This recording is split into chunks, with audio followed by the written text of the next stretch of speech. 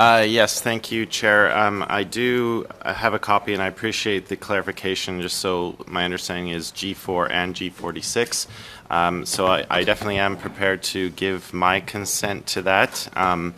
As members of the committee know, I was going to also move a motion today to refer this matter to the Speaker to get a ruling on the admissibility procedurally of these amendments, but I appreciate the Liberals taking this step, and I will give my consent to this motion. Thank you. Of Mr. McGregor.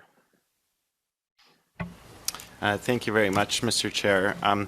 I guess first of all, thank you to my Liberal colleagues. Amendment G4 and G46 had really derailed any kind of progress that we could have made on C-21, and I've never seen such a groundswell of opposition come really from everywhere all at once.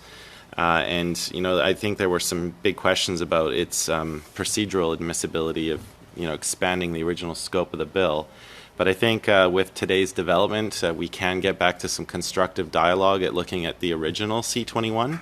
If you look at the package of amendments we still have to go through, we still have a lot of work ahead of us. And I agree with Mr. Nur Mohammed. We absolutely have to get ghost guns right. We know this is an increasing problem for law enforcement.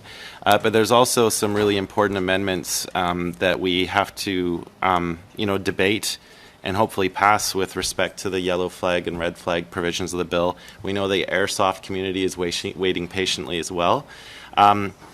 When I agreed to the 106.4 meeting, of course, we were at that time wondering about Amendment G4 and G46 specifically, and that's why it was important to have, in my opinion at the time, 8 meetings and travel so that we could get consultation, the consultation that we weren't able to have as a committee. So with them being withdrawn, I still think it's going to be valuable for us to have additional meetings that might help flesh out some of these concepts for us. And so I will agree with what Ms. Michaud is proposing. And I think for Mr. Lloyd's benefit, the reference to the 1 hour was, that's amending the original part that is in specific reference to the minister. So rather than 4 hours with the minister, it's to 1 hour. So I think we're kind of arriving at a consensus here, so I will leave it at that, Mr. Chair.